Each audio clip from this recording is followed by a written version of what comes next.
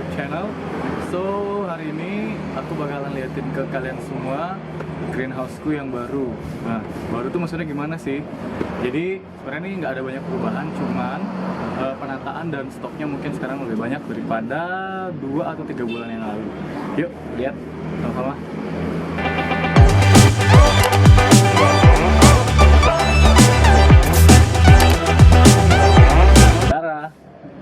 Jadi sekarang koleksiku udah sebanyak ini. Jadi yang kemarin itu bulan Januari atau Februari, lupa, itu pohonnya masih segini-segini ya. Sekarang dia udah hampir setinggi tiang penyangganya, lihat dong.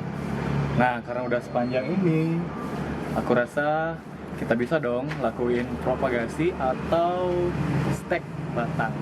Ngapain di stek? Ya biar bisa punya banyak lagi toh, dan bisa kita jualin.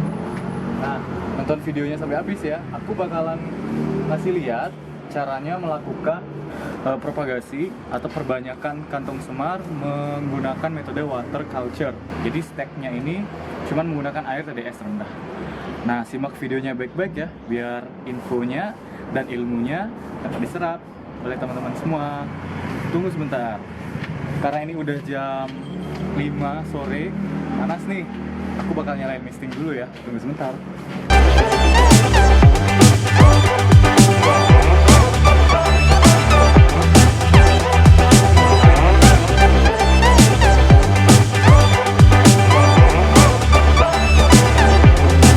Lakukan stek atau water culture, jadi kita butuh adalah ini.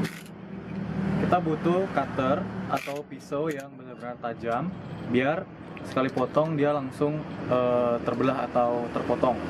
Jadi yang akan aku potong adalah di dekat pot, Di sini kalau dilihat, nih sudah ada 2 titik tumbuh baru ya. 3 ding. 1, 2, 3. Jadi ini aman kalau kita mau potong dekat dengan bagian pot. Jadi nanti akan nutrisi dan air dari akar utamanya akan diteruskan ke ini titik tumbuh yang baru ini. Jadi sudah bisa dipastikan dia tidak akan mati. Jadi kalau aku potong di sini pun aman aja. So kita langsung potong di sini aja ya. 1, 2, 3.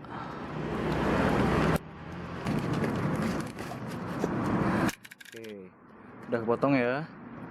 Yuk, sekarang kita pindah tempat untuk propagasinya.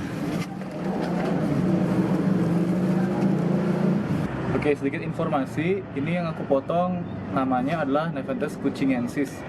Jadi sebenarnya ini kantong semar yang adaptif di ultra lowland dan ultra lowland atau daerah dekat pesisir pantai. Jadi ini akan sangat mudah untuk dilakukan proses propagasi dengan cara stek batang.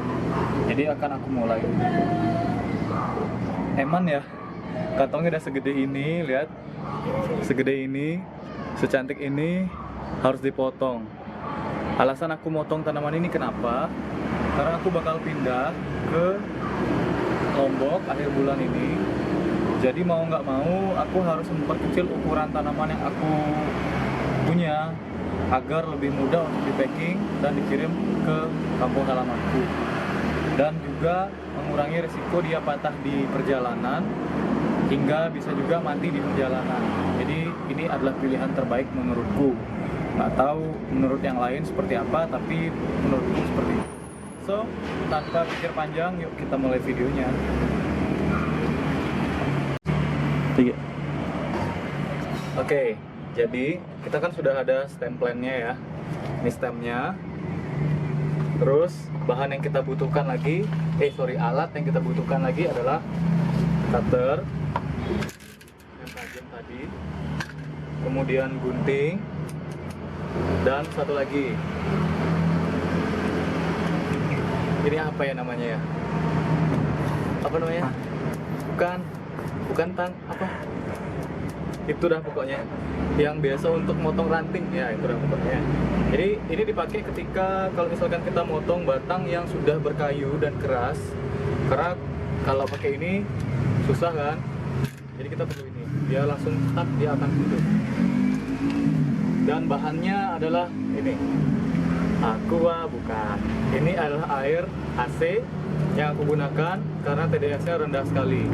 Kemarin aku dapat cek, itu hanya 4 ppm aja. Jadi ini paling aman untuk melakukan water culture. Kemudian wadah water culture, aku pakai botol ini. So, sebelum ini dipotong-potong, maka yang perlu kita siapkan adalah wadahnya. Kita gunting dulu ini.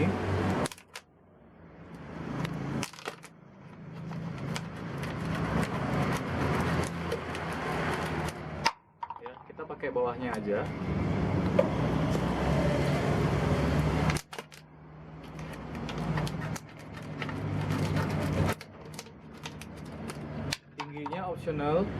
Tingginya opsional, tidak menjadi patokan.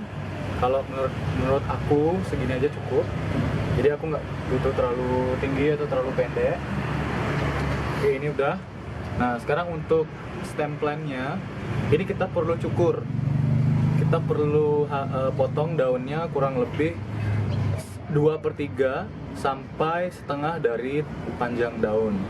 Jadi contoh, dari yang paling bawah ya, aku akan potong dia segini. Di zoom aja. Jadi aku akan potong dia segini. Jadi tujuan memotong daun ini adalah untuk mengurangi derajat penguapan sehingga pertumbuhannya akan difokuskan pada akar. Untuk daun-daun tua, usahakan potongnya sisakan sepertiganya aja ya. Ini juga. Kenapa harus disisakan? Karena walaupun ini masuk ke dalam golongan tanaman karnivora, dia tetap menggunakan daun untuk melakukan proses fotosintesis. Proses fotosintesis kan akan menghasilkan tenaga atau energi atau gula yang digunakan untuk mensupport pertumbuhan dari tanaman ini. Jadi bukan karena dia karnivora dia nggak butuh daun atau dia tidak butuh klorofil untuk berfotosintesis, dia tetap membutuhkan itu. So, kita trim daunnya. Oke.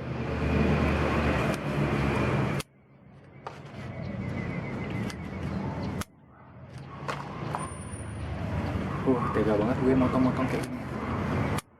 Maaf ya. Nah.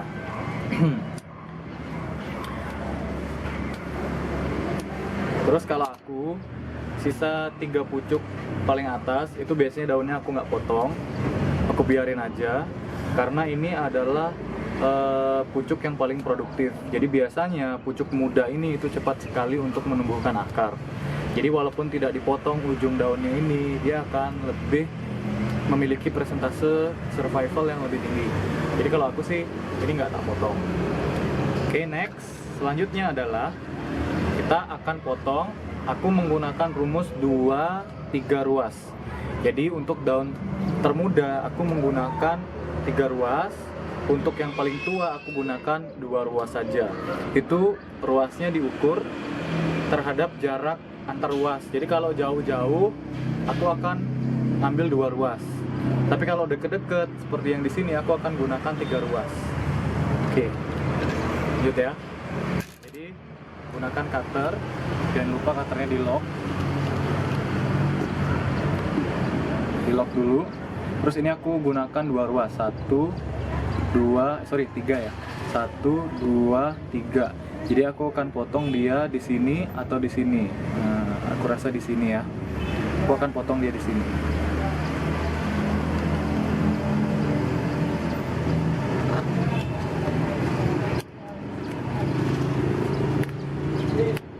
Nah, udah ya. Taruh dulu. Terus ini 1, 2, 3. Ya, aku bisa potong dia di sini, ya.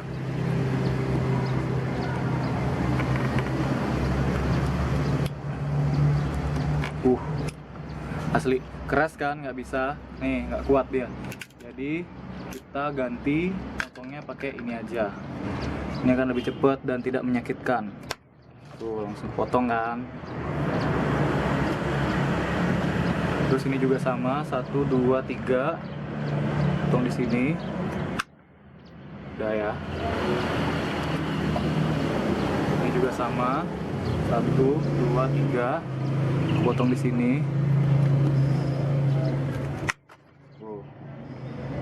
Ya.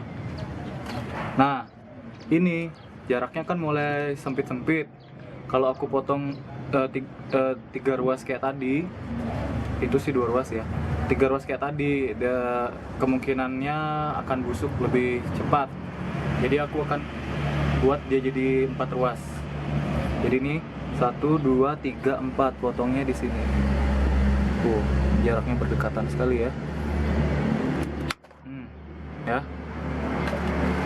Terus yang terakhir, untuk bagian yang paling bawah ini sudah tidak ada daunnya kan. Jadi ini aku tidak menggunakan rumus ruas, tidak menggunakan perhitungan ruas lagi. Jadi aku bakalan potong dia mengikuti sisa 3 daun atau 2 daun segar dari bawah. Jadi ini kan daun segarnya 1, 2. Jadi aku bakalan potongnya di sini. Ini ya. Ini ditanam, ini juga ditanam. Jadi nanti kemungkinan akan tumbuh tunas baru di sini atau di sini. Jangan sampai melakukan stek pada batang yang tidak ada daunnya. Karena kemungkinan dia akan bertunas itu sangat kecil. Ya, ingat itu. Kasihan kamu udah potong-potong gini dia pada mati. Oke. Next. Nah, kita siapkan dulu air. Ya, kita siapkan dulu air untuk proses water culture-nya.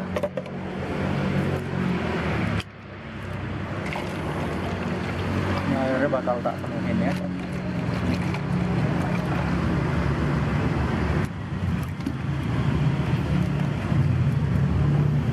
Oke. Untuk proses water culture kita perlu melakukan yang namanya perlukaan pada batang. Jadi batang ini harus dilukai dulu. Ya, kita bilangnya sih ditoreh ya. Jadi kita toreh dia seperti ini, ditoreh ke bawah. Nah, tujuannya adalah untuk menyediakan tempat atau celah bagi akar barunya untuk tumbuh. Sebenarnya ini merangsang pertumbuhan akar baru. Sama seperti kita ketika melakukan cangkok. Jadi ketika kambium itu luka, maka akan ada akar yang tumbuh di celah antar kambium itu. Nah, jadi dilukai seperti ini, ditoreh-toreh. Kalau aku sih norehnya biasanya 4 aja ya, cukup 4 sisi gitu. Kalau sudah ya, kita bisa langsung celupkan ke water culture-nya. Voila, akhirnya udah selesai. Jadi kita dapat 2 macam yang aku stack hari ini. Ini adalah yang kucingensis bercak, yang tadi ya, garis tun hijau. Terus yang ini adalah Viking Ampul Black Miracle. Jadi daunnya variegata hitam merah ya. Sudah selesai. Jadi aku udah selesai motongin, kemudian aku sudah potong ini berdua. Nah, sekarang kita akan letakkan dia di tempat yang cocok untuk proses adaptasinya. Jadi kita taruh di mana? Yuk, ikut.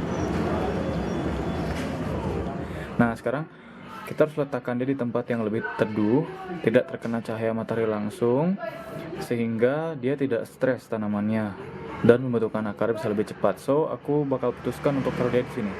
Inilah tempat eksperimenku. Ya, ini cuma di teras doang sih ini ya. Cuman teras belakang aja. Jadi aku taruh dari sementara di sini sampai akarnya tumbuh. Ketika akarnya sudah tumbuh, baru kita akan pindahkan ke media tanam. Nah, biasa aku pakai sphagnum moss dengan campuran cacahan pakis. Nah, jadi contoh ya yang ini kemarin. Oh sorry, ini kayaknya nggak bisa diangkat. Kayak yang ini aja. Nah, Jadi ini udah di water culture. Jadi intinya adalah ujungnya harus terendam di air. Terus torehan-torehan yang kita buat itu harus juga terendam dengan air. Pucuknya jangan sampai terendam dengan air. Tuh, ya. Ini daunnya akan tetap segar. Oh, daunnya juga pastinya akan tetap segar dan tidak akan mori. Justru kalau misalkan daunnya tiba-tiba jadi layu atau mengering atau malah menghitam, itu berarti gagal. Segera lakukan pemindahan biar yang lain nggak kena juga. Jadi kalau yang lain yang satu busuk, yang lain bisa jadi akan busuk kalau tempatnya masih dalam satu wadah. Ini kan kayak aku satu botol ini isi 2-3 atau 3-4 stem. Jadi jangan sampai yang busuk tetap ada di wadah yang sama. Nah, ini yang masih aku adaptasikan untuk water culture. Ini ada yang sudah jadi. Nah, jadi ini ya oke. Jadi ini adalah contoh water culture yang sudah berakar. Ini tinggal tunggu akarnya agak gondrong sedikit lagi, kita akan siap pindahkan dia ke media tanam. Media tanam bisa pakai sphagnum moss, bisa juga pakai cacahan pakis. Kalau aku sih biasanya kombinasi cacahan pakis dengan sphagnum moss. Tuh, cakep kan? Ya, akarnya udah lumayan gondrong. Jadi ini kurang lebih 2 minggu lagi sebenarnya udah bisa dipindah ke media tanam. Nah, setelah dari sini kalau misalkan dibawa ke media tanam, kan dia nggak full air tuh. Jadi pakai mossnya lembab aja, jangan direndam, biar akarnya nggak busuk. Udah gitu, diletakkan di tempat yang teduh juga selama 1-2 minggu agar dia lebih adaptif. Baru deh diperkenalkan di tempat yang agak panas. Gitu. Oke, sekian videoku kali ini. Semoga bermanfaat dan menginspirasi. Jangan lupa klik like, komen, dan subscribe. Dan jangan lupa juga nyalakan tombol loncengnya agar kalian nggak ketinggalan update-update dari channel YouTube aku ini. Dan sekian dan terima kasih. Sampai jumpa di video selanjutnya. Dadah.